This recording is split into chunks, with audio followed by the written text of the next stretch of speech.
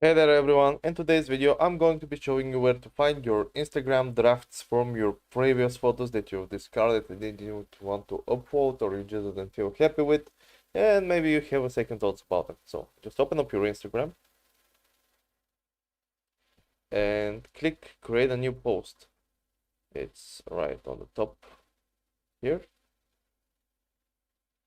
and click post. So right here you have drafts. If you click on them, you'll be able to see all the drafts that you've created before.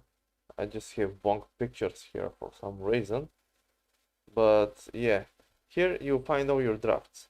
But if you don't have any drafts in your images, you won't be able to see this. For example, let me show you. So I've removed my drafts currently, and if I click on post, and you can see that I don't have it here anymore. What does that mean? I don't have any drafts. So if you can't find the drafts, just means probably that you don't have any drafts. You saw how it works when you do, and that's pretty much it. Hope this helped you. Like and subscribe if you did, and have a nice day. See ya!